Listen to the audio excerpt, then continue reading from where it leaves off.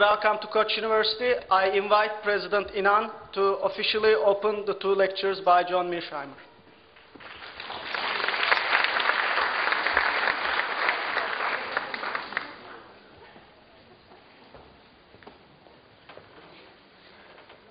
Ladies and gentlemen, we appear to have a full house. Welcome to Koç University, all of you. We live in a globalized and troubled world, as you know, and it seems that scientific discourse on international relations and international politics have come to fore in terms of importance.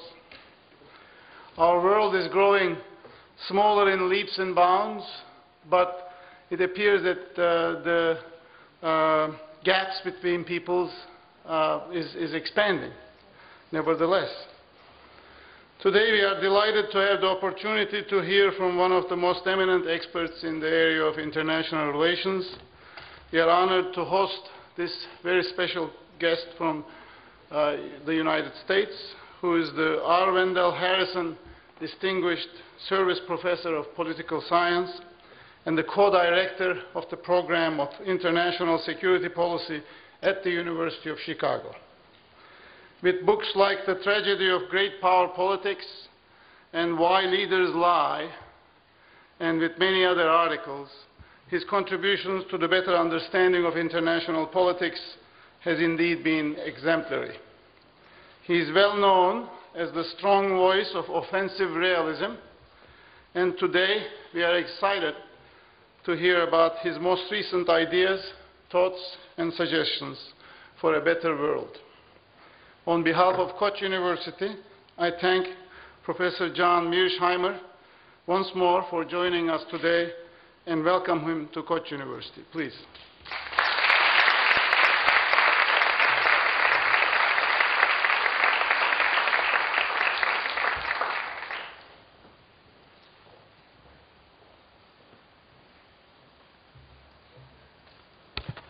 This is the first of two lectures to be given by Professor John Mearsheimer at Koç University as part of the International Relations Seminar Series. But let me start by thanking our sponsors and staff who made the organization of this fantastic event possible.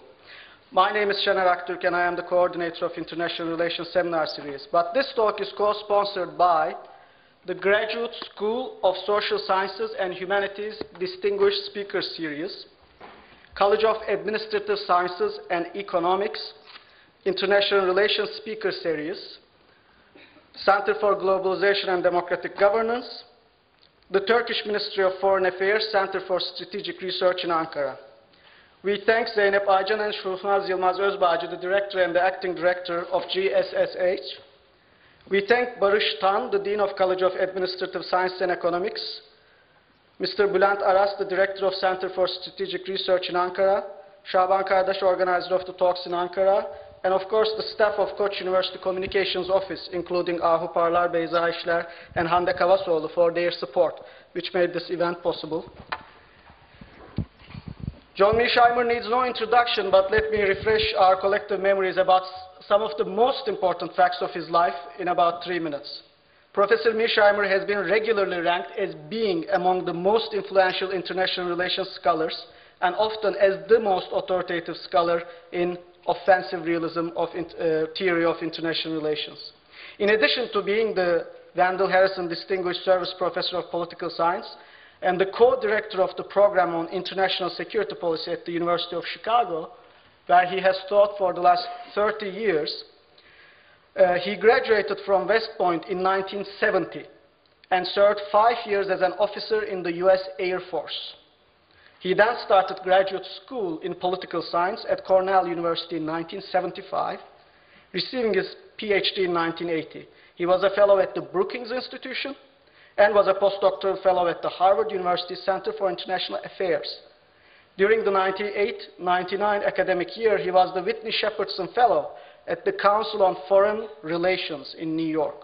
Professor Mearsheimer has published 5 books: Conventional Deterrence in 1983, which won the Edgar Furness Book Award, Lytle Hart and the Weight of History in 1988, The Tragedy of Great Power Politics in 2001, which won the Joseph Lepgold Book Prize and has been translated into 8 different languages. The background for today's talk, The Israel Lobby and U.S. Foreign Policy, co-authored with Stephen Walt in 2007, which made the New York Times bestseller list and has been translated so far into 21 languages, including Turkish, and Why Leaders Lie, the truth about lying in international politics, in 2011, which has already been translated into 10 different languages, including Turkish. He has written many articles that have appeared in academic journals like International Security and popular magazines like the London Review of Books, as well as op-ed pieces for the New York Times and the Los Angeles Times, dealing with topics such as Bosnia, nuclear proliferation, American policy towards India, the failure of Arab-Israeli peace efforts, and the folly of invading Iraq. He has won numerous teaching awards throughout his career, too many to list here, and I can testify to that personally, as a few of you also in the audience, as he was a very popular professor and an excellent advisor when I wrote my graduation thesis under his supervision 10 years ago at the University of Chicago. In 2003, in recognition of his many accomplishments, Professor Mearsheimer was elected to the American Academy of Arts and Sciences. He has been a very vocal and public opponent of the Second War in Iraq, and together with Stephen Walt, the former dean of Kennedy School of Government at Harvard, they wrote articles including An Unnecessary War in Foreign Policy magazine in 2003, just before the US invasion of Iraq.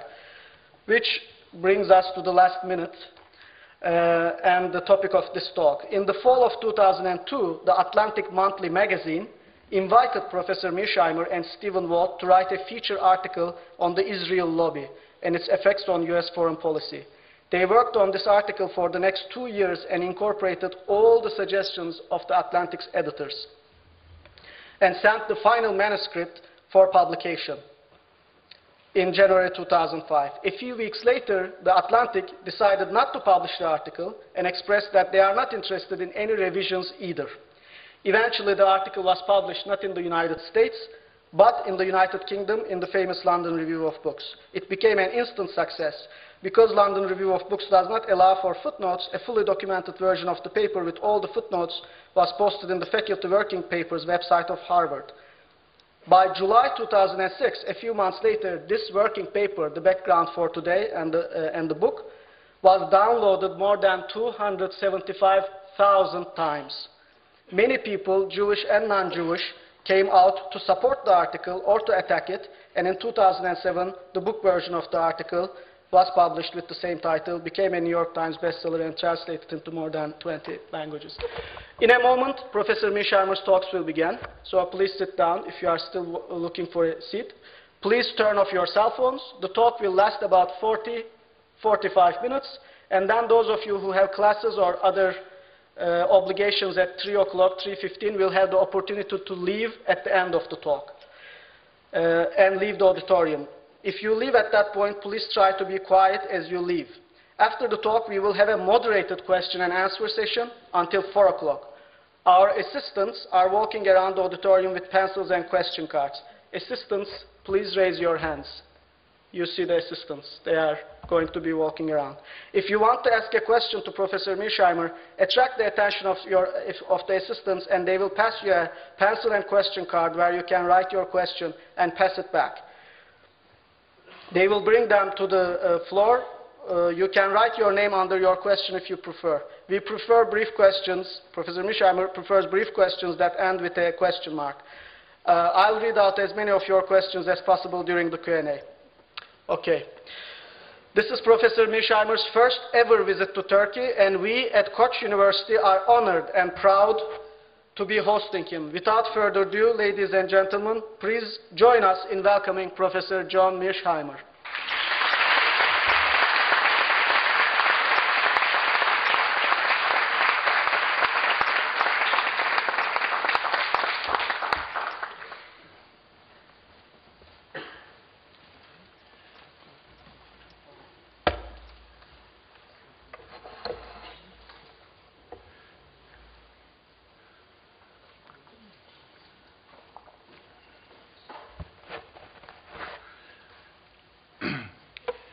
It's a pleasure and an honor to be here at Koç University. I would like to thank Professor Anand for his welcoming remarks, as well as the various groups that are sponsoring my talk today. I would especially like to thank Professor Şener Akturk for inviting me to Turkey, and of course all of you for coming out today to hear me speak. I'm going to talk about a very important subject, not just for Americans, but for people all around the world, and that of course includes Turkey. My topic is the Israel lobby and U.S. Middle East policy under Barack Obama. My core argument today is that the Israel lobby is a remarkably powerful interest group within the American political system, and it shapes U.S. Middle East policy in profound ways.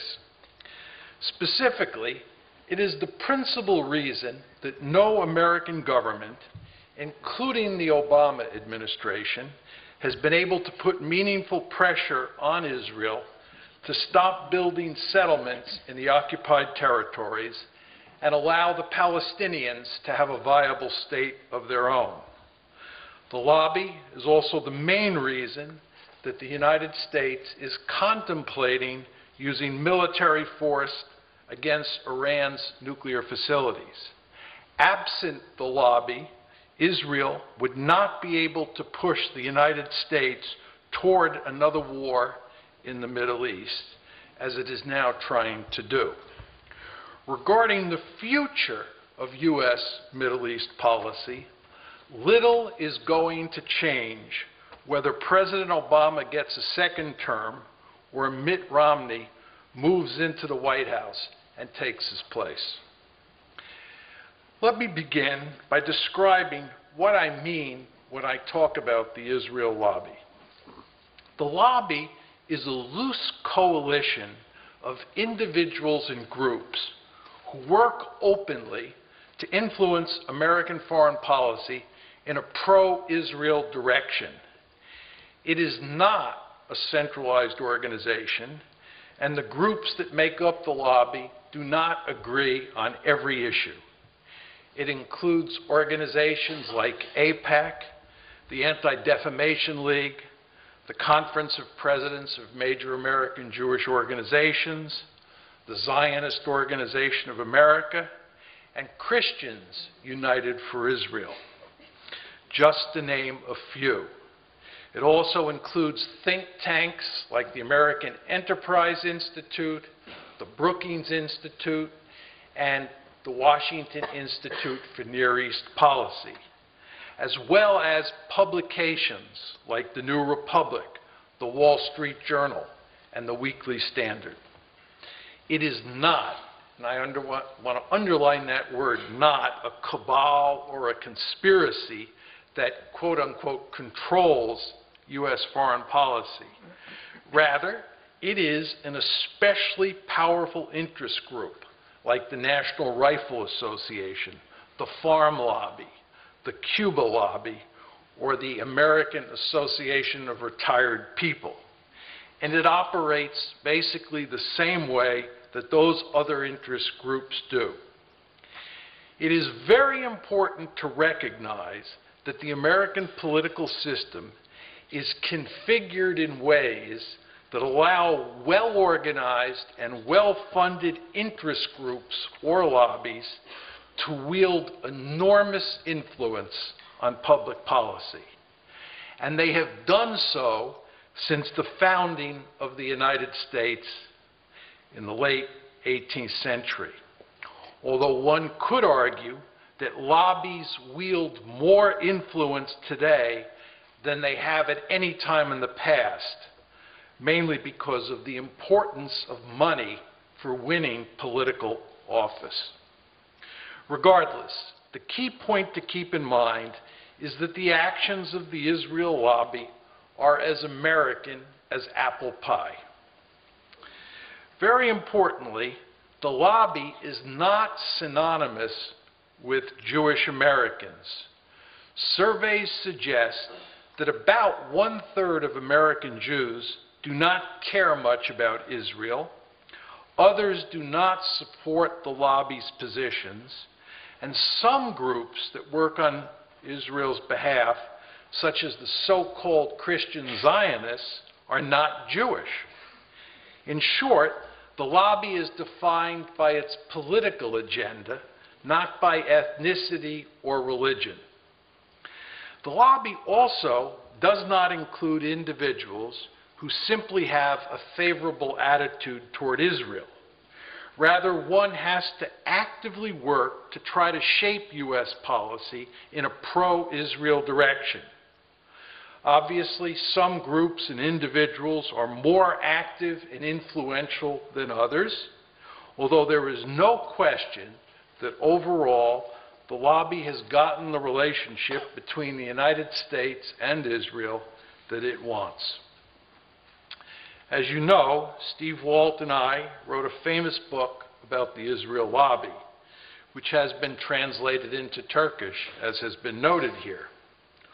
Almost all of the critics of our book acknowledge that there is a lobby, but they either argue that it is not very powerful, or they say that Steve and I are claiming that it is all-powerful and that it controls U.S. foreign policy.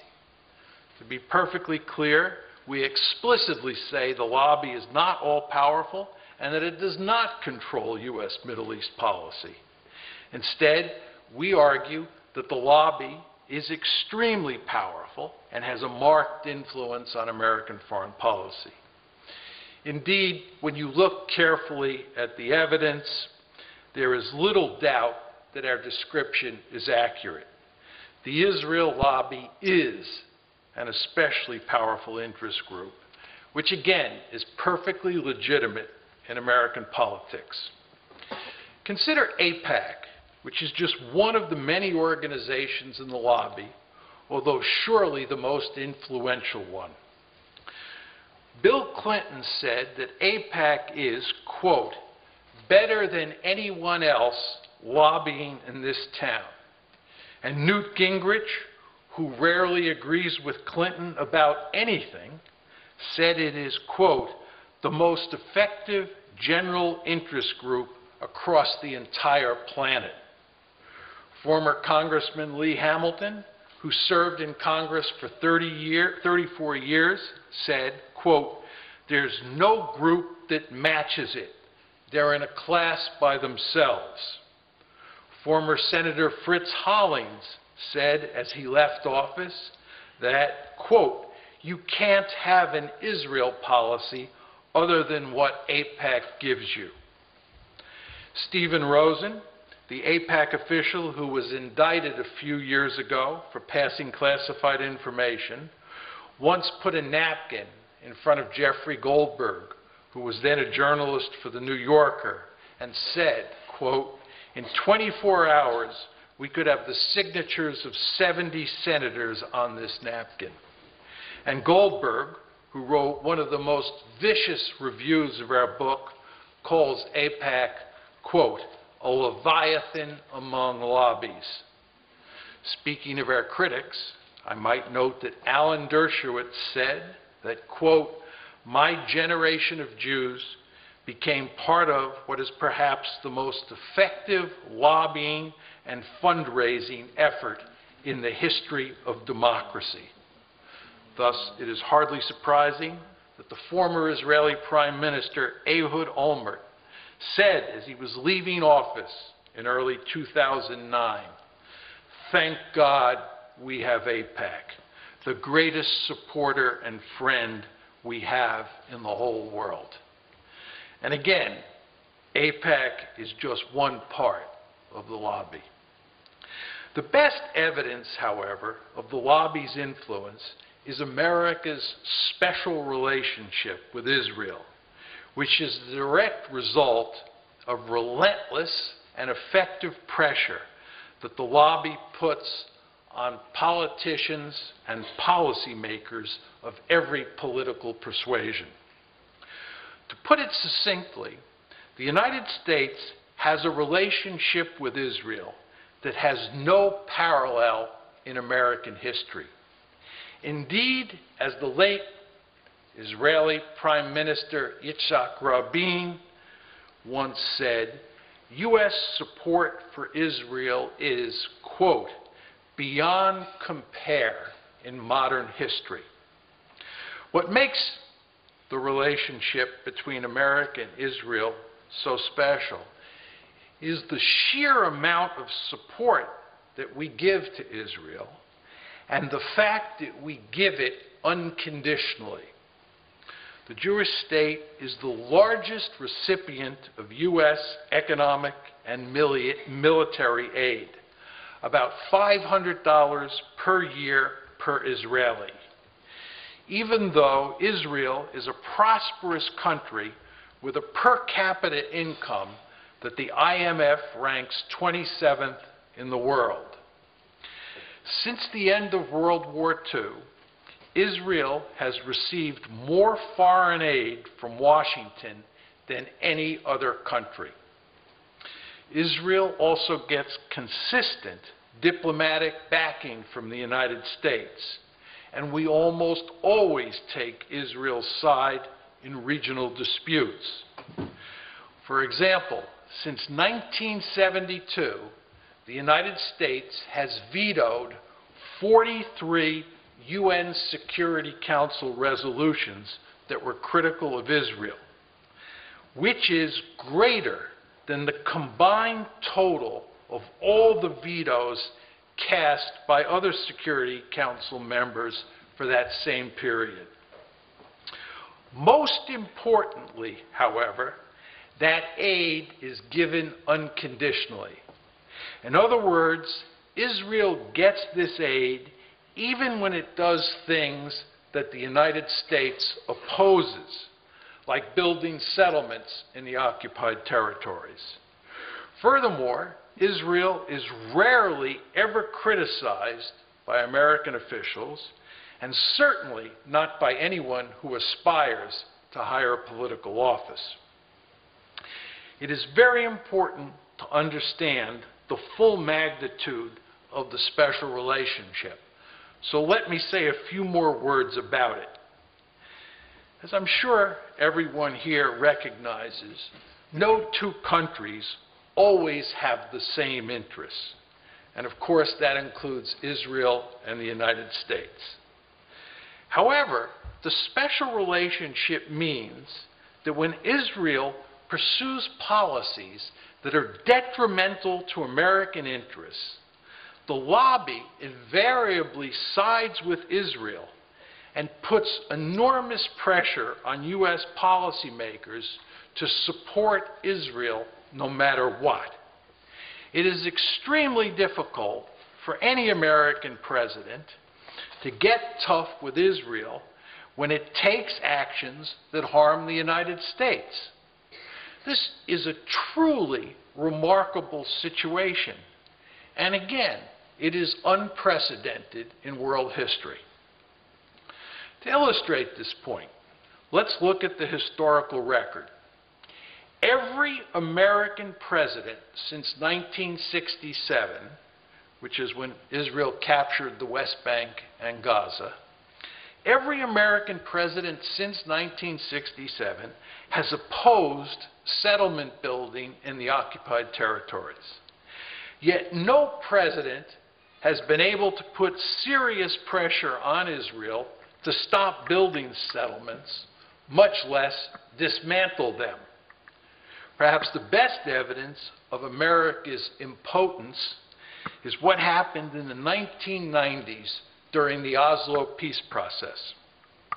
Between 1993 and 2000, Israel confiscated 40,000 acres of Palestinian land, built 250 miles of connector and bypass roads, doubled the number of settlers, and established 30 new settlements. President Clinton did hardly anything to halt this expansion. In fact, the United States continued to give Israel billions of dollars in foreign aid each year and to protect it at every turn on the diplomatic front. One might think that President Obama has been different from his predecessors, but there is hardly any evidence to support that view and much to contradict it. Consider that during the 2008 presidential campaign, Obama responded to charges that he was, quote unquote, soft on Israel by pandering to the lobby and repeatedly praising America's special relationship with Israel. Of course, he is doing the same thing now in the present election. In the month before he first took office, he was silent during the Gaza massacre when Israel was being criticized around the world for Operation Cast Lead, its brutal assault on that densely populated enclave. Since he took office in 2009, President Obama has clashed with Prime Minister Netanyahu 4 times over the Palestinian issue, and in each case, Obama backed down and Netanyahu won the fight. For example, shortly after the administration came to power, the president and his principal foreign policy advisors began demanding that Israel stop all settlement building in the occupied territories, to include East Jerusalem, so that serious peace negotiations with the Palestinians could begin. After calling for 2 states for 2 peoples in his Cairo speech in June 2009, President Obama declared, "It is time for these settlements to stop." Secretary of State Hillary Clinton had made the same point 1 month earlier when she said, quote, "We want to see a stop to settlement construction, additions, natural growth, any kind of settlement activity. That is what the president has called for," end of quote. George Mitchell, the president's special envoy for the Middle East at the time, conveyed this straightforward message to Prime Minister Netanyahu in person on numerous occasions. In response, Netanyahu made it clear that Israel intended to continue building settlements and that he and almost everyone in his government opposed a 2-state solution. He made but a single reference to 2 states in his own speech at Bar-Ilan University in June 2009, and the conditions he attached to it made it clear that he was talking about giving the Palestinians a handful of disconnected, apartheid-style Bantustans, not a fully sovereign state. Netanyahu naturally won this fight. The Israeli Prime Minister not only refused to stop building the 2,500 housing units that were under construction in the West Bank, but just to make it clear to Obama who was boss, in late June 2009, he authorized the building of 300 new homes in the West Bank. Netanyahu refused to even countenance any limits on settlement building in East Jerusalem, which is supposed to be the capital of a Palestinian state.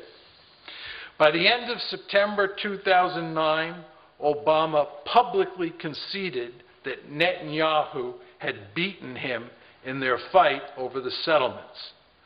The president falsely denied that freezing settlement construction had ever been a precondition for resuming the peace process, and instead meekly asked Israel to please exercise restraint while it continued colonizing the West Bank.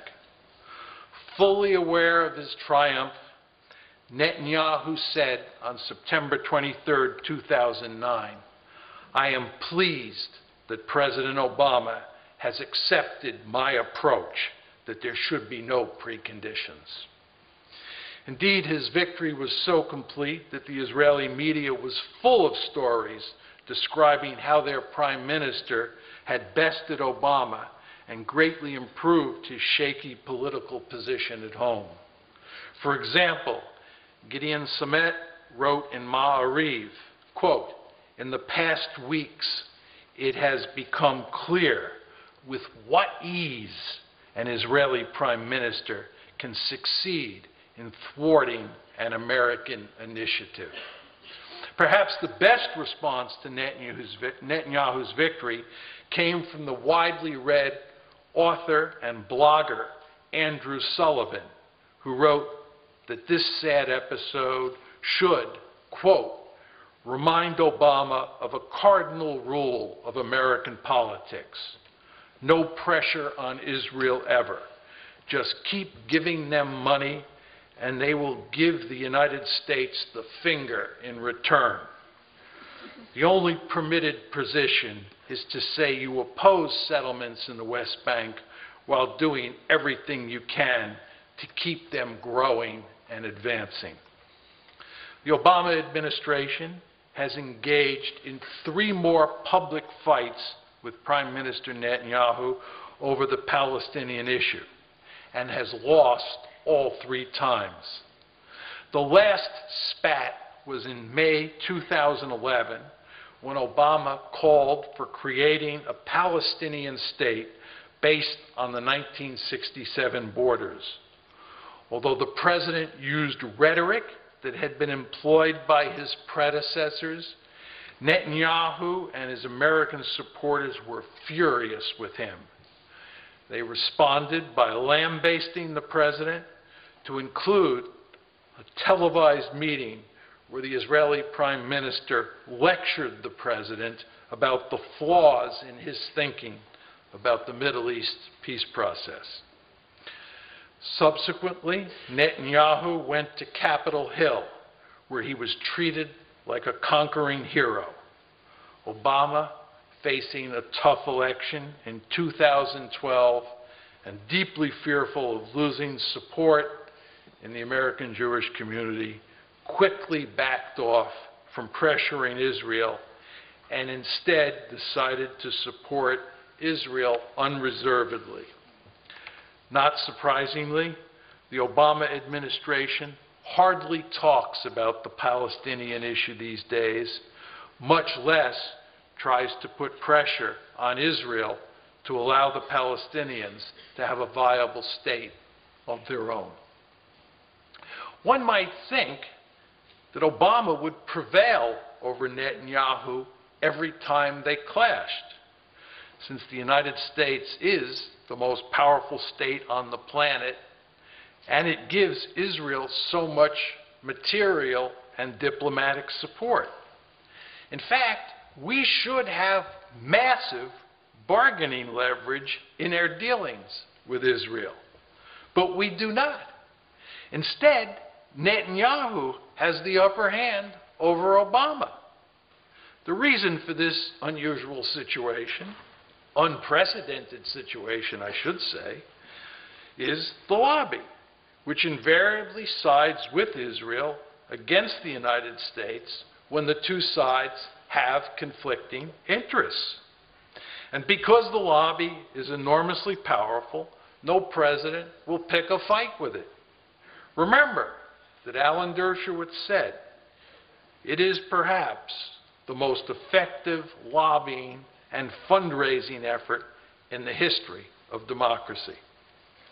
And by the way, there is no chance that Governor Romney will stand up to Netanyahu if he is elected president next month.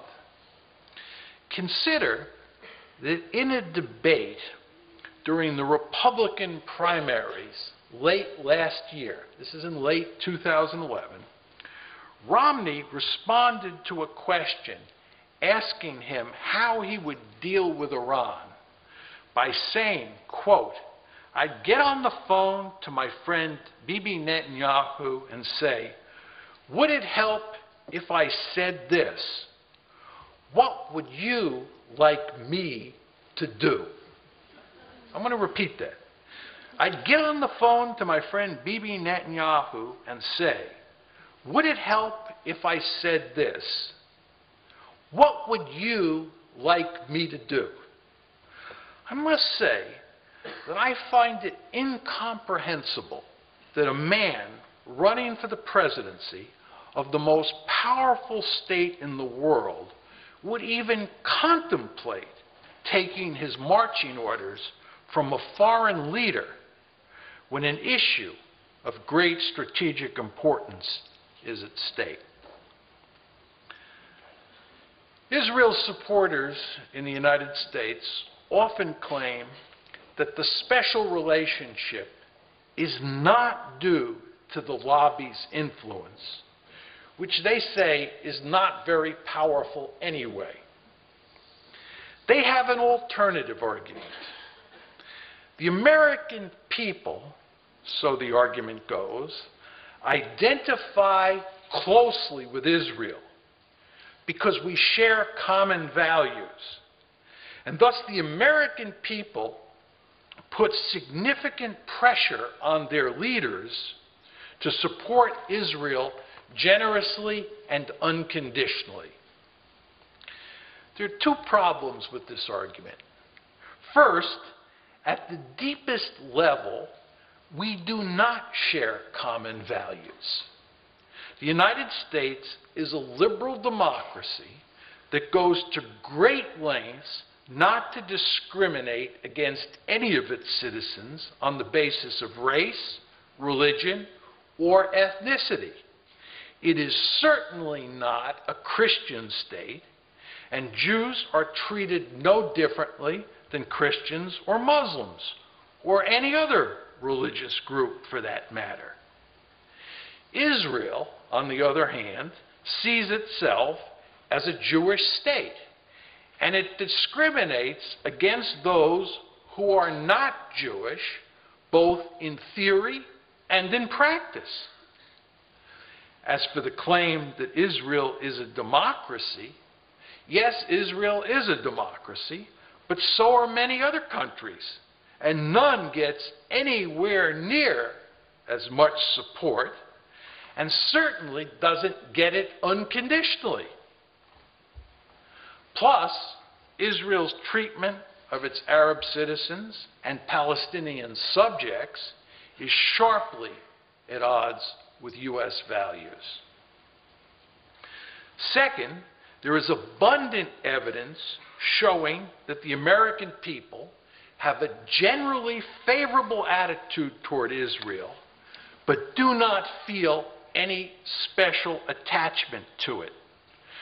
For example, a survey of public opinion in the United States published just last month by the Chicago Council on Global Affairs found that, and listen very carefully now, found that 65% of Americans think that the United States should not take sides in the Israeli-Palestinian conflict. And by the way, I would add, I have seen polls where that number is as high as 75%. But the Chicago Council found that 65% of Americans do not think the United States should take sides in the Israeli-Palestinian conflict. Only 30% favor taking Israel's side. In that same survey, 50% of Americans said the United States should not defend Israel if it were attacked by its neighbors.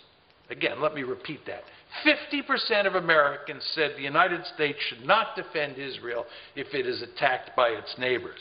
And 52% think that the U.S. government should be ready to meet and talk with Hamas.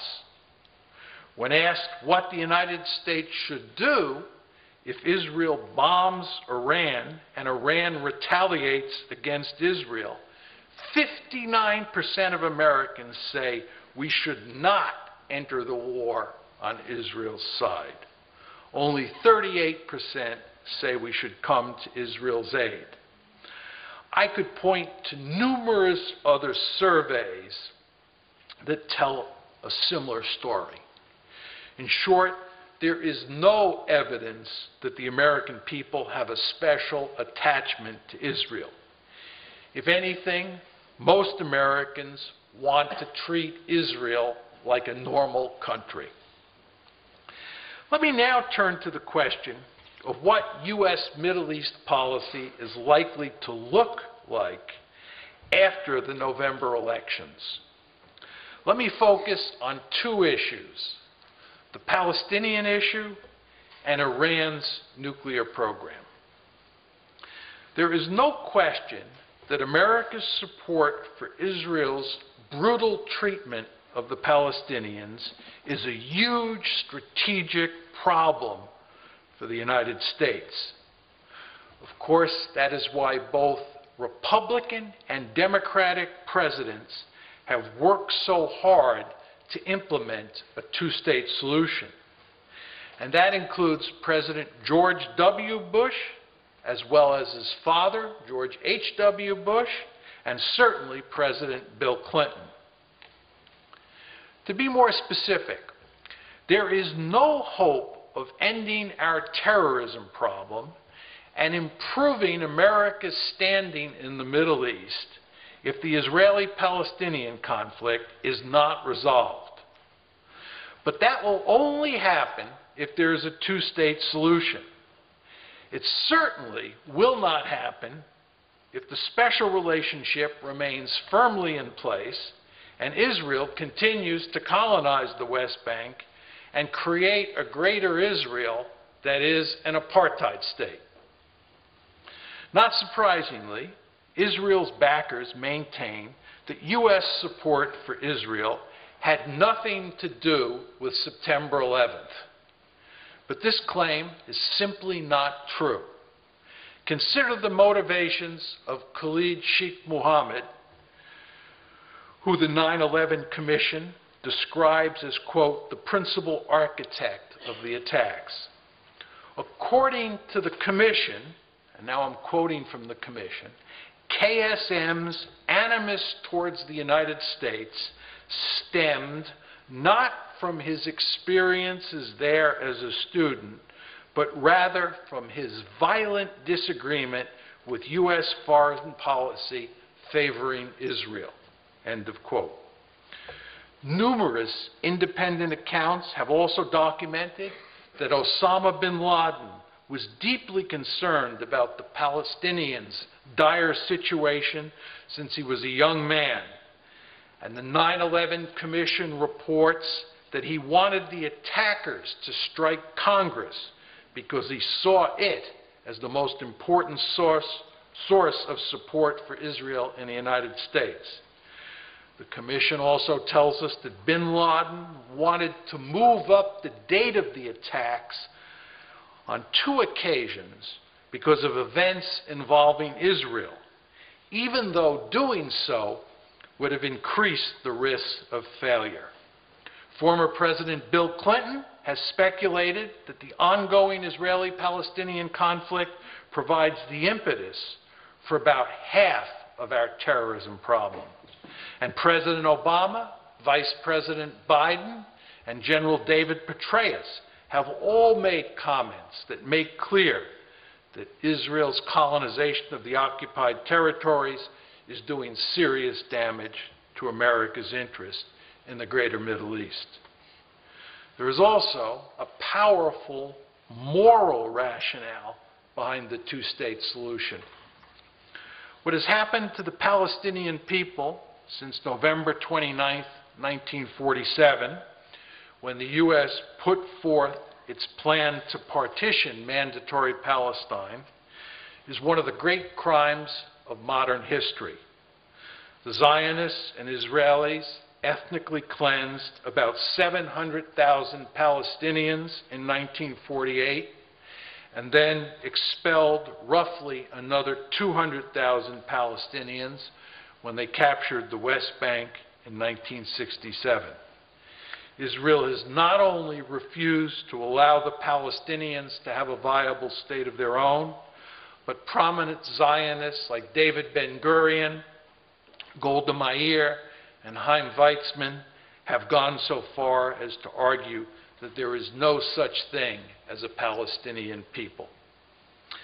Palestinians who live inside Israel today are treated like second-class citizens, while those in the West Bank and Gaza effectively live in an apartheid state. It is worth noting that a number of South Africans who have visited the occupied territories have said that the Palestinians live in worse conditions than blacks did in white-ruled South Africa.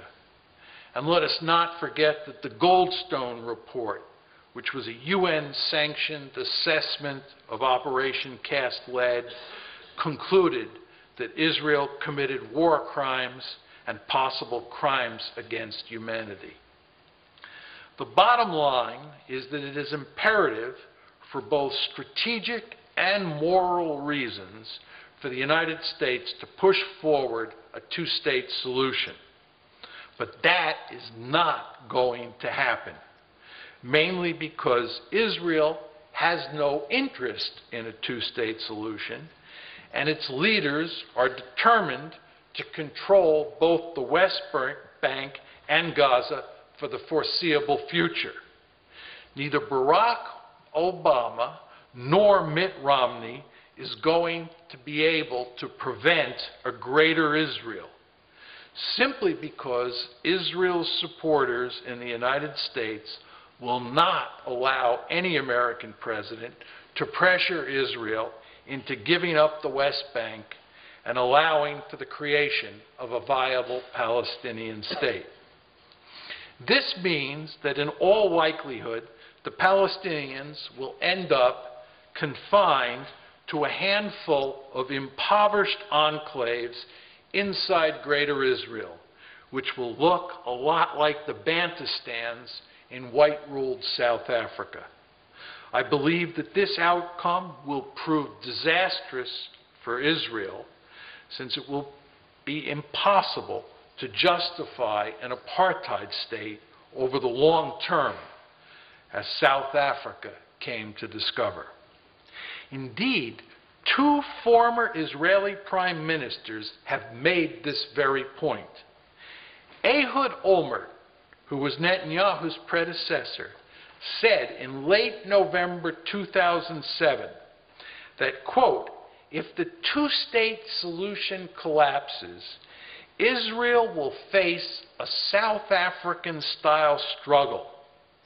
He went so far as to argue that as soon as that happens, the state of Israel is finished. That's a former Israeli prime minister saying that if you don't get a two-state solution, Israel will end up in a South Africa-like situation, and that will be the end of Israel. That's an Israeli prime minister. Another former Israeli prime minister, Ehud Barak, who is now Israel's defense minister, said in early February, 2 years ago, that as long as this territory west of the Jordan River has only one political entity called Israel, it is going to be either non-Jewish or non-democratic. If this bloc of millions of Palestinians cannot vote, that will be an apartheid state. Turning Israel into a full-blown apartheid state will also do serious damage to U.S. foreign policy for years to come, will foster instability throughout the Middle East, and will obviously have horrible consequences for the Palestinians. I might add that it will continue to poison relations between Israel and Turkey as well. Again, that depressing outcome is likely whether Barack Obama or Mitt Romney is sitting in the White House. Let me now turn to the matter of Iran's nuclear program. Iran is developing a nuclear enrichment program, which is its right as a signatory to the NPT. There is no hard evidence, however, that it is developing nuclear weapons. And indeed, the consensus view in the American intelligence community is that Iran is not now pursuing nuclear weapons. Nevertheless, the Israeli government and the lobby have done an excellent job of creating the impression in the United States and in the West more generally that Iran is developing nuclear weapons. Moreover, they have worked assiduously over the past 2 years to make the case that the only way to deal with the problem is with military force. And the sooner Iran's nuclear facilities are bombed, the better. In particular, Prime Minister Netanyahu has made it clear that he is prepared to turn the Israeli Air Force loose to strike Iran if the Obama administration would simply give him a green light. However, it's also clear that he would much rather have the more capable American military do the job for Israel. Consequently, President Obama has been under enormous pressure from Netanyahu and his friends in America to tell Tehran that if it does not shut down its nuclear enrichment capability immediately, the United States will use force to eliminate it. The Obama administration has no interest whatsoever in starting another war in the Middle East, or anywhere else for that matter. Indeed, save for Israel's hardline American supporters, there is hardly any interest in the United States in starting a war against Iran. This is especially true in the Pentagon, where the wear and tear of the wars in Afghanistan and Iraq over the past 11 years have taken a heavy toll. I might add that the recent Chicago Council on Global Affairs survey that I mentioned earlier found that 70% of Americans oppose a unilateral American strike against Iran if it continues its enrichment program. Fortunately, the Obama administration has been able to resist the pressure from Israel and the lobby to attack Iran, while at the same time telling Netanyahu that under no circumstances can the IDF attack Iran before the election. Thankfully, it now seems clear that neither Israel nor the United States will attack Iran this year. But the issue is likely to come up again in 2013, whether Obama remains in the White House or Romney replaces him. This means that the United States is likely to be under great pressure in the next few years to attack Iran's nuclear facilities.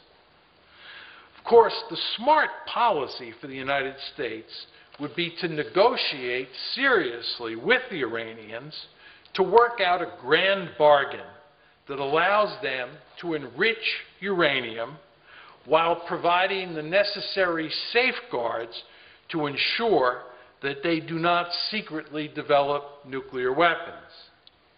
And if that doesn't work, the United States should seek to contain a nuclear Iran similar to the way it contained the Soviet Union during the Cold War and similar to the way it contains North Korea today. But Israel and the lobby will go to great lengths to thwart a diplomatic solution to the crisis, as they have consistently done over the past 2 decades. And President Obama has already said that he will never agree to a containment strategy for dealing with a nuclear-armed Iran. All of this means that whoever is sitting in the White House next year is likely to be under great pressure to go to war with Iran, or at least give Israel permission to attack Iran's nuclear facilities.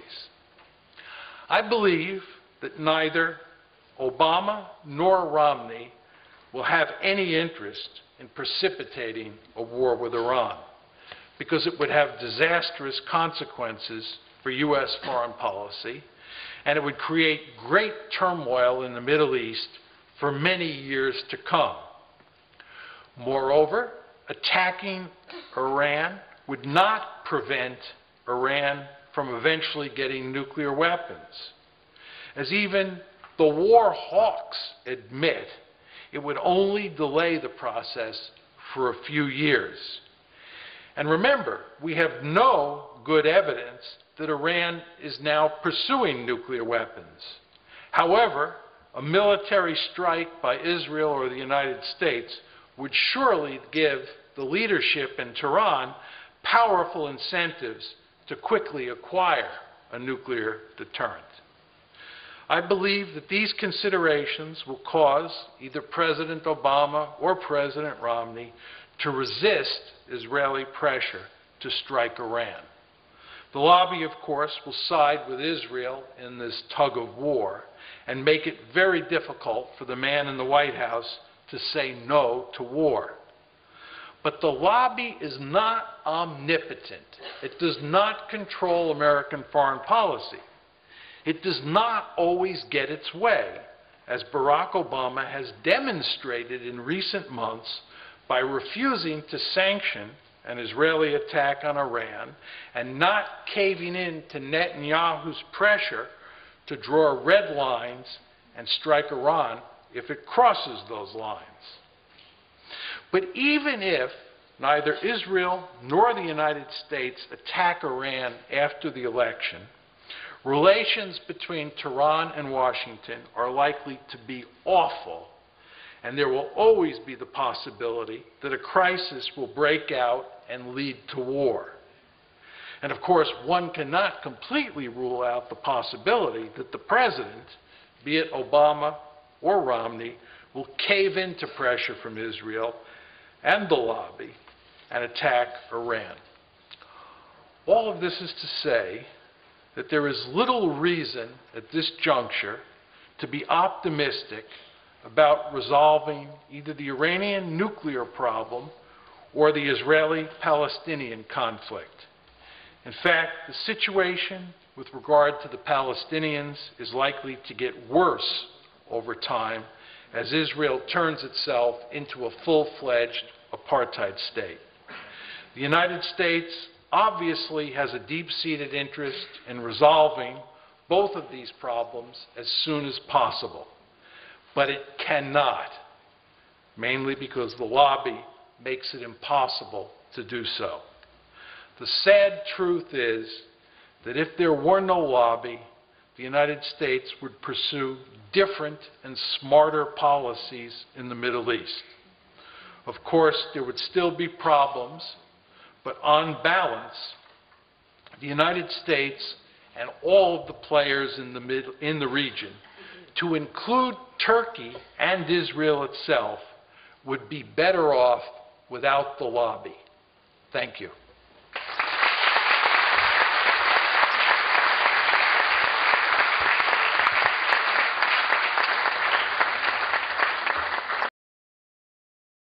States on gun control, it's quite clear that most Americans would like some meaningful gun control laws. But the reason that the majority of Americans can't get their way is because you have a small number of people who don't want any gun control laws, who have formed this lobby called the National Rifle Association that is remarkably powerful.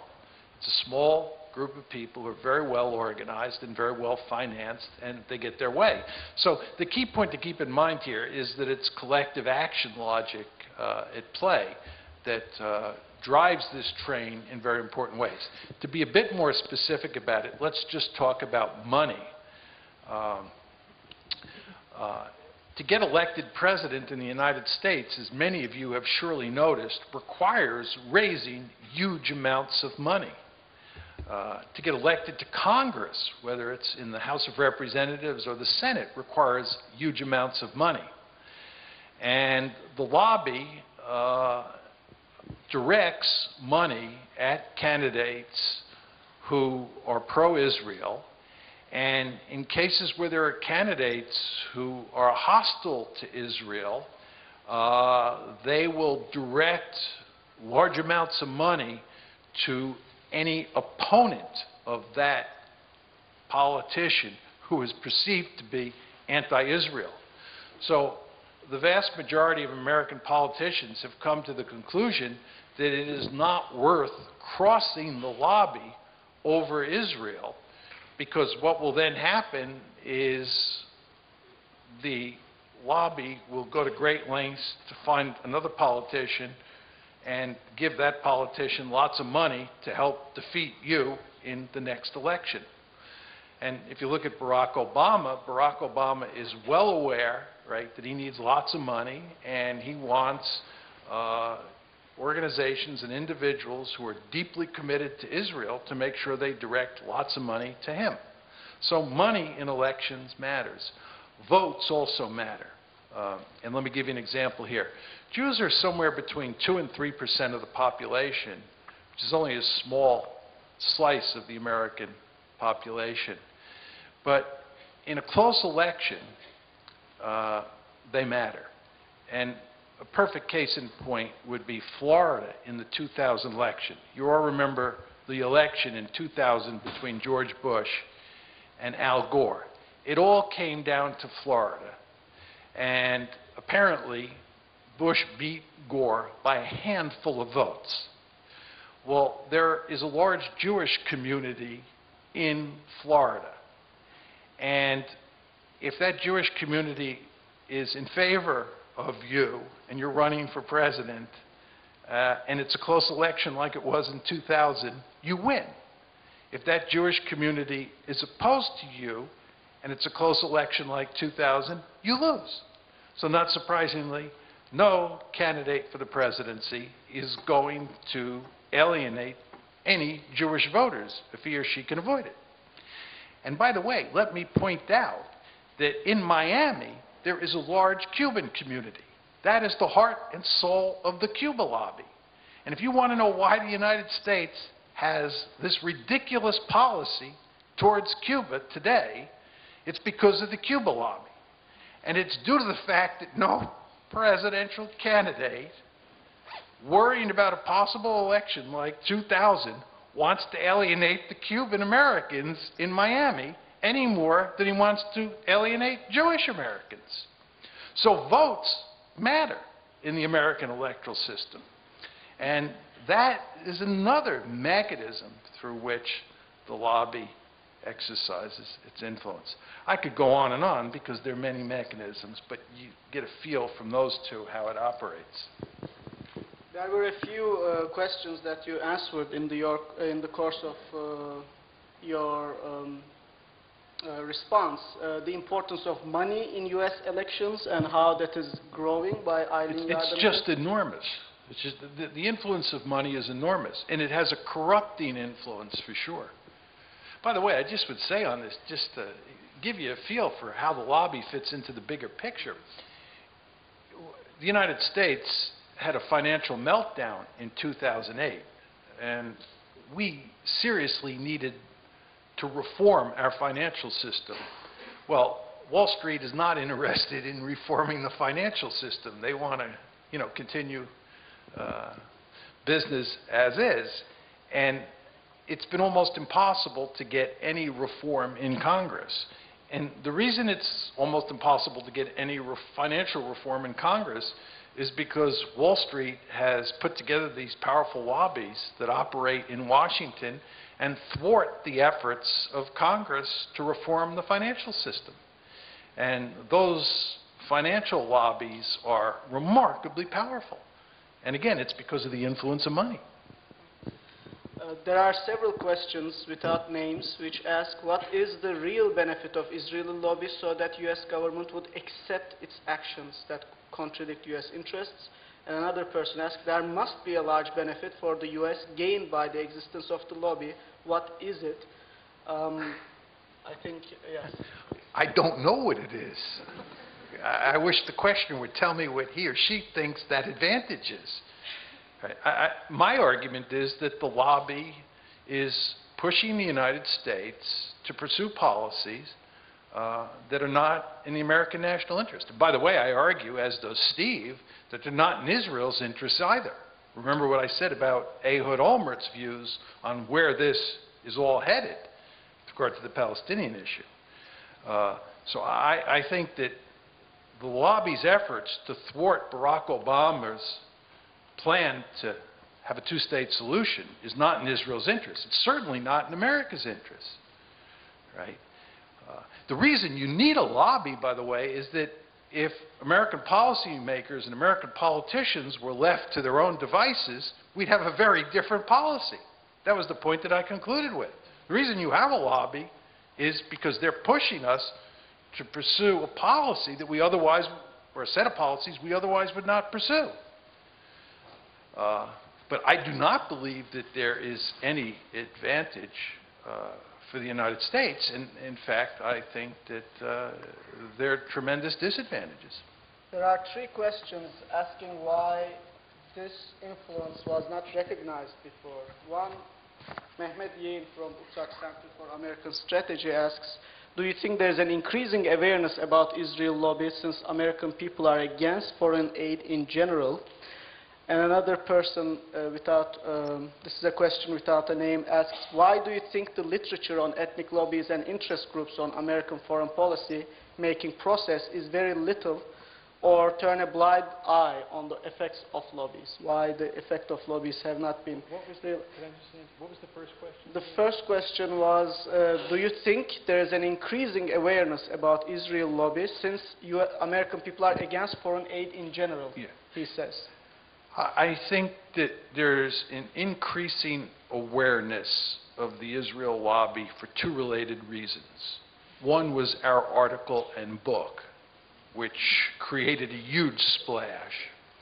And two, a number of events that have occurred since then that have made it clear to many Americans just how powerful and influential the lobby is. You would have to be blind to not see how the lobby has been operating over the past year to push Barack Obama to attack Iran. It's very clear that hardly anyone in the United States wants to go to war against Iran except for Israel's hardline supporters. And their pressure on the president and on the American political system is evident for everyone to see. And I think we, Steve and I, played a key role in cracking open that door. So I think that's the main reason, or those are the two main reasons, that people are now aware of the lobby. The lobby cannot operate as quietly as it did in the past. And what was the second question was? The second question, why isn't there a big literature on ethnic lobbies' influence on American foreign policy? You know, it's interesting. Steve and I spent a lot of time in dealing with criticisms of our article and book. We spent a lot of time looking at the literature on lobbies and on interest groups.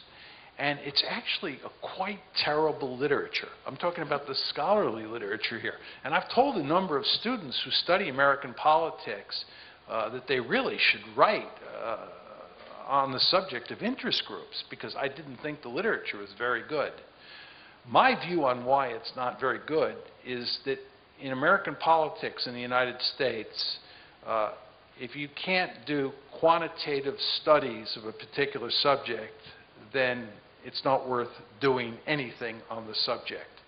And interest groups is a subject that does not lend itself to quantitative studies. And I think as a result, you just haven't gotten much really good literature on it. But it's a subject that's really ripe for study. There's a question about evangelical Christians, which occupy a place in your book. Selim Çetin asks, do you think the evangelical Christian community's support for Israel is important for the effect Israel lobby has on American foreign policy? Do you think this Christian evangelical support for Israel will be long-lasting? I think there's no question that the Christian Zionists matter greatly for American policy towards Israel and towards the Middle East. It is important to understand that Christian Zionists are a subset of the general category of Christian evangelicals, and not all Christian evangelicals are deeply committed to supporting Israel at every turn. But the Christian Zionists are. And as most of you know, their basic position is that to facilitate the second coming of Jesus Christ, it's imperative that Israel control every square millimeter of mandatory Palestine. So when Ariel Sharon pulled out of the Gaza Strip and subsequently had a stroke, a prominent Christian Zionist said in the United States that that was his punishment for pulling out of Gaza. So you get a sense for how deeply committed on religious grounds these Christian Zionists are to Israel and to the special relationship. Pardon? I think it's the ad campaign in the New York subway station that our audience member asked about. Yeah. Before I get to the ad campaign, let me just say just another word about the Christian Zionists and Christian evangelicals more generally. They are a very important part of the Republican base, and therefore any Republican presidential candidate is going to be remarkably sympathetic to Israel, for fear that if he or she is not, he or she will alienate that chunk of the base and not be able to secure the presidential nomination or become president. So within the Republican Party, the presence of the Christian Zionists in the base really matters greatly. With regard to these subway advertisements, I'm not sure that has much to do with Christian evangelicals, does it?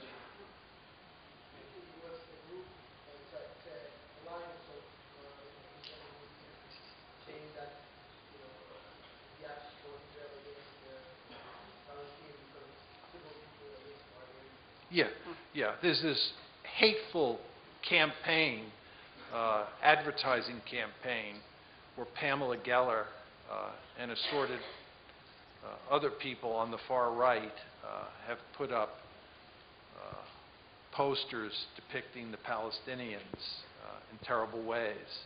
And of course, many people on the other side of the debate have then put signs over those posters that say words like racist, hate speech, and so forth and so on. It's very interesting to speculate what will be the consequences of all of this. In the past, nobody really talked about these issues in public. And now you're having advertising campaigns at bus stops and train stations and on buses and on trains in ways that you didn't have in the past. And I think what this is doing is it's bringing the issue out into the open. And I think bringing the issue out into the open is not to Israel's advantage. I think that what is going on in the occupied territories is an absolutely horrible thing. And the Israelis have a deep-seated interest, as do their supporters, in making sure that as few people as possible know what's actually going on in the occupied territories. And once you begin to have these poster wars, that piques people's interest, and they began to say, what's really going on over there? And once you start looking into it, it becomes very clear very quickly who are the white hats and who are the black hats, right? And in this case, you know, the Israelis are the bad guys because they're doing terrible things to the Palestinians. And Israel and its supporters don't want the Americans to know that. That's why the lobby went to enormous lengths to make sure that Steve Walt and I got as little good publicity for our book as possible. And they went to considerable lengths to make sure that we didn't speak at all sorts of venues in the United States because they don't want the message getting out. My view is if you have an open discourse on the Israeli-Palestinian conflict, a really open discourse where everybody's free to say what they want, this would not work to Israel's advantage. And of course, that's why the lobby has gone to such enormous lengths over time to make sure that we don't have an open discourse. There are a couple of more questions on the lobby, and then there's a group of questions on Israel, Iran, and Syria. So I want to wrap up the lobby questions. Dennis Lutz asks, how does increased partisanship and gridlock in the U.S. Congress in recent years affect the ability of the lobbying organizations like AIPAC to function effectively, if at all? Caner Bakır asks, what determines success and failure of Israeli lobby in general? A question without a name, is there a chance that Obama will veer away from Israel after re-election as he would no longer need to fear electoral reprisal? And finally, Gita Glucker asks, Professor Mearsheimer, what is your advice to the responsible people in Washington, D.C. on how to react to the Israel lobby and pursue real national interests of the United States of America? These 4 questions. Could you just repeat? The first question had to do with gridlock? Yes, gridlock. Does gridlock make the lobby weaker? Yes. Gridlock has no effect on the lobby because both the Republicans and the Democrats are closely tied to the lobby, and it doesn't matter whether you have a Republican president or a Democratic president. And if you look at the votes in Congress, for example, the votes are on any issue having to deal with Israel are overwhelmingly in favor of the Israeli position, and there are hardly any Republicans or Democrats who vote against Israel. So you don't have gridlock when it comes to Israel. You have extreme bipartisanship.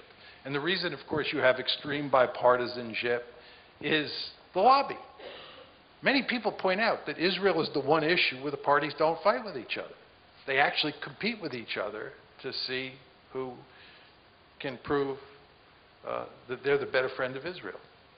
What was the second? The second question was that what determines success and failure of Israeli lobby in general, I think? That's very simple. Whether or not the president pursues policies that are the ones that the Israeli government wants. The lobby's basic job is to push Israel's position, the Israeli government's position in the United States. And if they can get the American president to support Israel, then they've been successful. And if they can't, then they've been unsuccessful. With regard to the Palestinian issues, I tried to make clear up here, they've been successful for decades now. With regard to Iran, they've been less successful because the lobby was pushing very hard with the Israeli government over the past year to get the United States to attack Iran, but that did not happen. So that would be a case where the lobby was not successful. Is there, and we can combine these 2 questions, is there a chance that Obama will veer away from Israel after re-election, as he doesn't need to fear about re-election? And what would your advice be to the politicians in Washington, D.C. in dealing with the lobby? I don't think that after the last 4 years, where Obama consistently lost to the lobby, that he will be enthusiastic about taking them on again and believing that he could win. First of all, he couldn't win. And secondly, Obama's not a tough guy. He's not the kind of guy who likes to pick fights. He's a conciliator. So I think it's highly unlikely that he will pick a major league fight with the Israelis. It's not to say he won't have his disagreements with them. And with regard to what I would tell policymakers, I've pretty much said what I have to say, and everybody knows what I think, but the fact is that most American politicians live in fear of the lobby, and they're afraid to stand up to the lobby.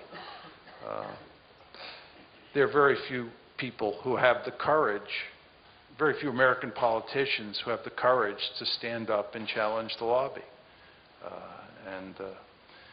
So I think that my talking to them has not done a lot of good and would not do a lot of good if I continued it. And we have a group of questions as to whether Israel lobby is good for Israel itself. And the first question says, settlements, Jewish settlements in the West Bank are not popular even within Israel among Israeli citizens because of economic costs and security issues. Is there any prospect of internal pressure in Israel leading to Israel's suspension of building settlements?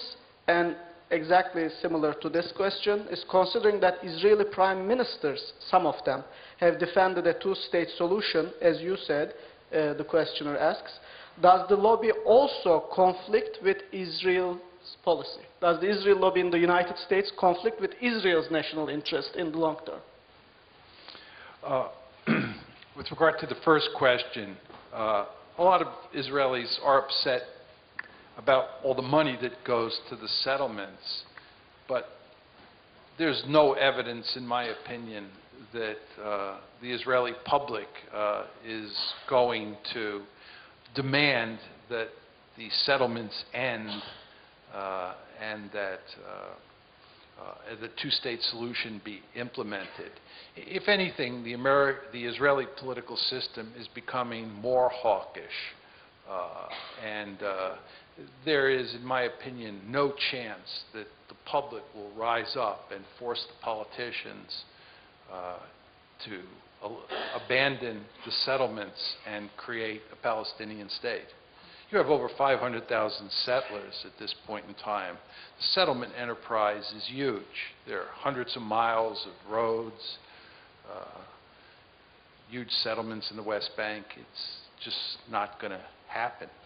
Now, with regard to the Israeli prime ministers, there have been a few Israeli prime ministers, in particular Ehud Olmert, who said that he was interested in creating a viable Palestinian state. He said that at the very end of his term in office, and he did not even come close to accomplishing it.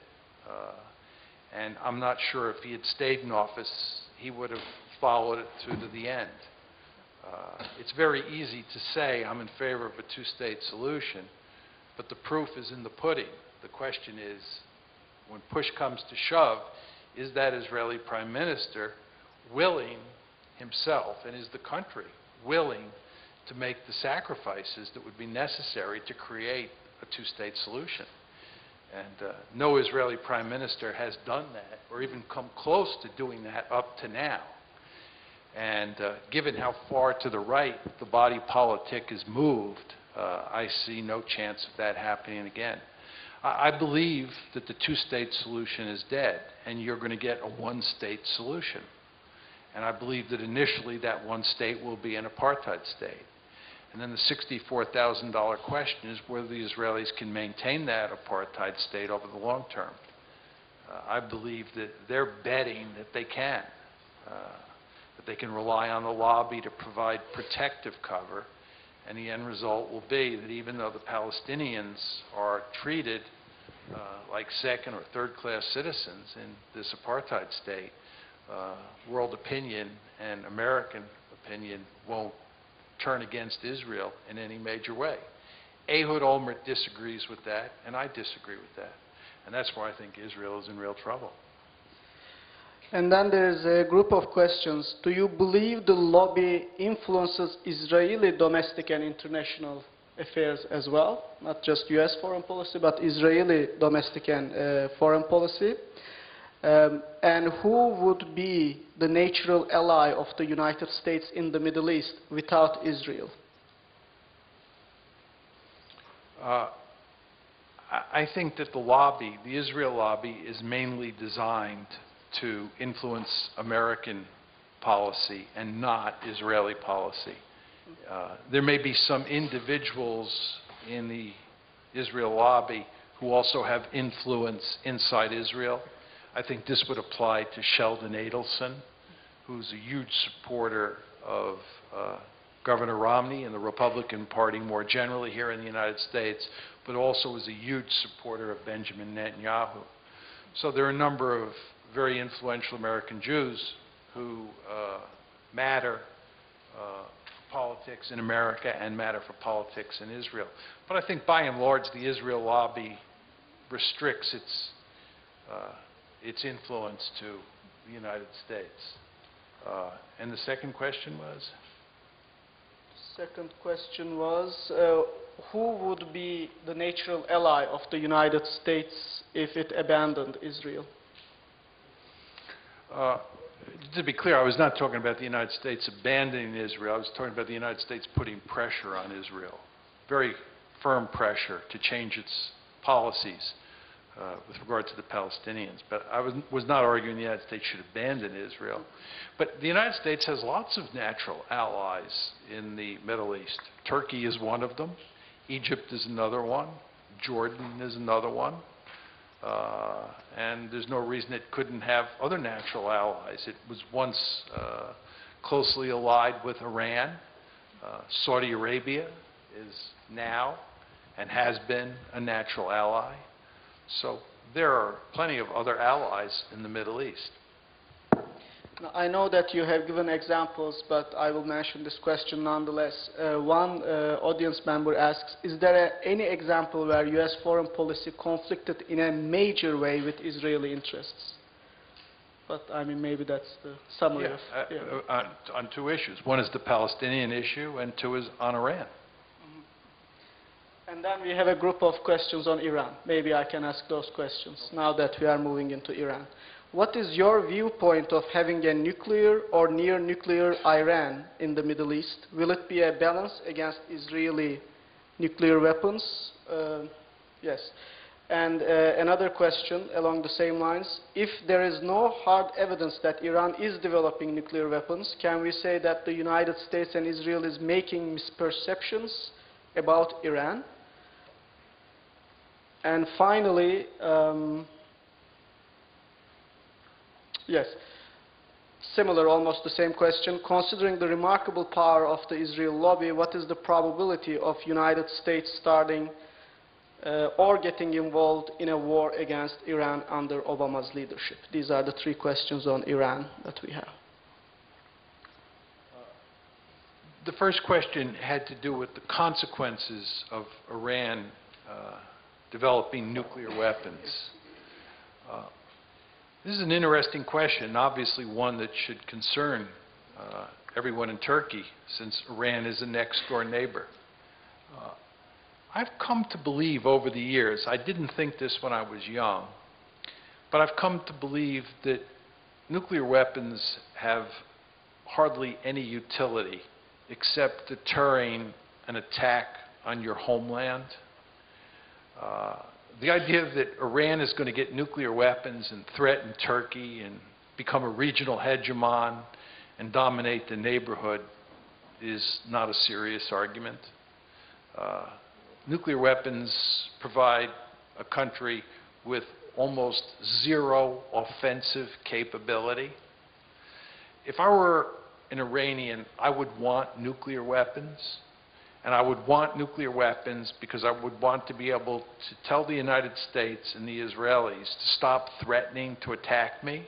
And I would tell them in no uncertain terms that if you attack my homeland, I'm pretending that I'm an Iranian here, you should understand that you run the risk of nuclear retaliation.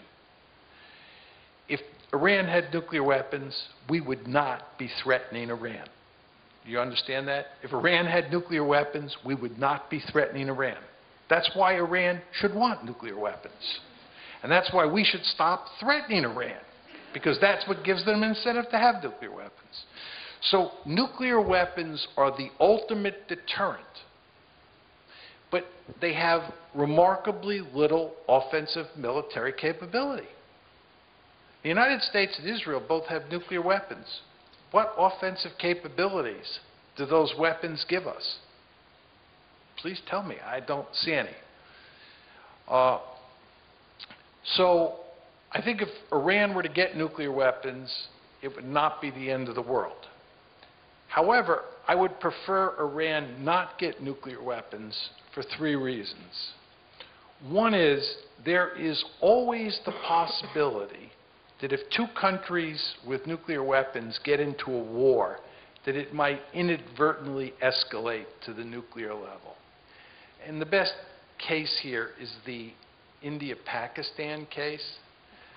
You can tell unlikely but plausible stories about how a conventional war breaks out between India and Pakistan, and it escalates inadvertently to the nuclear level. Okay? So if Iran had nuclear weapons, it is possible it could get involved in a war with another country with nuclear weapons, and you could get inadvertent escalation. Is it likely? No. But is it possible? Yes. Therefore, I don't want Iran to have nuclear weapons. Second, there's always a possibility the country with nuclear weapons can have a political meltdown, and those weapons can fall into the hands of terrorists. I want to be clear here. I do not believe that Iran or Pakistan is going to give nuclear weapons to terrorists. This is a boogeyman. That's not going to happen, right? What I do worry about, and we worry about this with regard to Pakistan, is that you have a revolution or you have a political meltdown, and those weapons fall into the hands of the wrong people. So that's the second reason. The third reason is that if Iran gets nuclear weapons, there will be very powerful incentives for you, Turkey, Saudi Arabia, and other countries in the region to get their own nuclear weapons. This is the proliferation scenario. And once that happens, then the likelihood of a possible nuclear war goes up because you have more nuclear powers. I'm not saying that you would have a nuclear war. In fact, the mere presence of nuclear weapons would make the region more peaceful because nuclear weapons are horrific weapons. But I'd prefer not to see proliferation, and I'd prefer to avoid the nuclear meltdown problem, and I'd prefer to avoid the inadvertent escalation problem. So for all those reasons, I'm opposed to nuclear proliferation to Iran, and I think we should go to great lengths to prevent that from happening. And of course, the best way, again, to prevent it is to stop threatening Iran.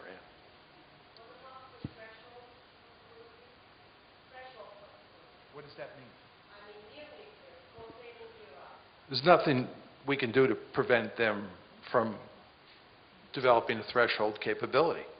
This is the great flaw in the NPT. The NPT says that you can develop a significant enrichment capability as long as you don't weaponize. And the problem that we face is that if you have a significant enrichment capability, you don't weaponize, but you have a significant enrichment capability, you're remarkably close to having nuclear weapons. This is the Japanese case. The Japanese don't have nuclear weapons, and in fact, they go to great lengths to say they never are going to get nuclear weapons. But everybody understands that the Japanese have what we call a breakout capability. They're very close to the point where they could build nuclear weapons. They have enough plutonium in Japan to build quite a few nuclear weapons. And this is a technically or technologically sophisticated society, Japan, so they could do it very quickly. And basically, you're facing the same situation with Iran. You understand, this is why the Israelis do not want Iran to have an enrichment capability at all. This woman's question is right on the money, right? Because once the Iranians have a significant enrichment capability, they're that close to the bomb. And that the Israelis don't want. The Americans, on the other hand, have basically concluded, hardly anyone will say this in public, but the Americans have basically concluded that you have to let the Iranians have some enrichment capability, right? Pardon? Well, 5%, she said 5%. They're already enriching at 20%, right? There's sort of three levels, this is very crude, three levels of enrichment. 5% is fine. 20%, not good. 90% is what you need for a bomb. 90+% enrichment for a bomb. But once you can enrich up to 20%, it's easy to enrich up to 90%, right? So what the Israelis would like is no enrichment, but if they're going to have any enrichment, 5%, right? But the problem is the Iranians already have a 20% enrichment capability. The Iranians have already enriched a lot of uranium up to 20%, right? So they're not far away from having the capability to build the bomb. And the Israelis find this intolerable. And I think the Americans and the Europeans have reached the conclusion that in a perfect world, they would have no enrichment capability. In a slightly less than perfect world, they'd only have 5%. But we can't go back that far. So we're probably going to have to live with 20% and just do everything we can to make sure that they don't go the final couple inches into the end zone, as we would say in American football. But yeah. We have a question about Syria. We have questions. I'm sorry that I will not be able to read all the questions. I'm picking the germane ones, grouping them, because we need to end in 10 minutes. Can the Israeli lobby and Israel be the reason for United States' current anti-Assad policy in Syria? Or is there a justifiable reason for United States to uphold such a policy on Syria? Asks Onurcan Yiğit from Econ Department. And a more general question, should Turkey, that's a separate question, should Turkey intervene in Syria to bring democracy to the Syrian region? I'll take the last question first. No. I think having watched the Americans over the past 10 years intervene in the domestic politics of countries in the Middle East, all Turks should fully understand that social engineering at the end of a rifle barrel is a prescription for big trouble. I would stay out of Turkey for sure. And as most of you have surely noticed, the Americans have backed off in recent months because they fully understand that intervening in Turkey would be the equivalent of jumping into a hornet's nest. And that, of course, applies to Turkey as well. And is the lobby responsible for the anti-Assad position of the United States? Is Israel against the Assad government, I think is what it boils down to. Well, this is a complicated question. First of all, the obvious connection with Israel and the lobby has to do with Iran. One of the reasons that the United States and the Israelis would like to topple Assad is because he's closely allied with Iran. And they believe that if you topple the Assad regime in Syria, that will drive a dagger into the heart of Iran. I think this is more American wishful thinking. I think if Assad were to be toppled, it would matter only a little bit for the Iranians. But there's that linkage. I think the more important question is just sort of how do the Israelis think about Syria? And I think they have very mixed emotions or mixed feelings on the matter. I think on balance, the Israelis have decided, on balance, that it would be good to get rid of Assad, but I don't think they're sure of that anymore. You know, Syria was no threat to Israel, and Assad kept order in Syria, and he was reasonably easy to deal with. most Israelis that I've talked to do not believe that the person who replaces Assad, if he's toppled, is all of a sudden going to become pro-Israel. In fact, most Israelis understand that because they refuse to give the Golan Heights back to Syria, whoever is in charge in Syria is going to be an enemy of Israel. So getting rid of Assad and replacing him with X or Y or Z in the end is not going to matter very much. And furthermore, it's not clear that all this turmoil is good for Israel. You can make a case that, you know, if Assad's toppled, it'll be damaging to Iran, it'll weaken a neighbor that is, you know, somewhat dangerous. You can make those arguments, but they only take you so far.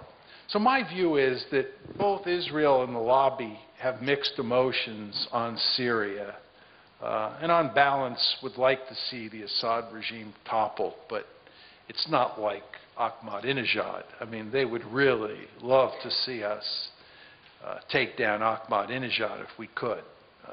Assad, not that big a threat. Do you think Turkey should have a closer relationship with Israel in order to make a contribution to the Israeli-Palestinian peace process? Whether Turkish-Israeli close relations is a necessary condition for Middle Eastern peace? Well, if the question is, can Turkey put pressure on Israel to solve the Israeli-Palestinian problem, if Turkey forms a close alliance with Israel, or reestablishes a close alliance with Israel, I think the answer is no. Turkey is not going to be in a position to put any pressure on Israel regarding the Palestinians. I think that present Turkish policy towards Israel is the correct one. I think that Turkey should make it very clear to Israel, as it has done, and as it should do in the future, that what it's doing to the Palestinians is simply unacceptable, and that there has to be either a two-state solution or a one-state solution where the Palestinians are given full civil rights. That should be the Turkish position. So I applaud the way Turkey has behaved towards Israel in recent years, and I hope that they continue to behave that way. This could be the last question, as we have 4 more minutes, and there are tons of others. Your book, The Israel Lobby, is dedicated to your late friend, Samuel Huntington of Harvard University, and he is known around the world as the author of Clash of Civilizations and the Remaking of World Order. Do you think in any way his scholarship, especially the article and the book Clash of Civilizations, also contributed maybe to some of these conflicts in the Middle East?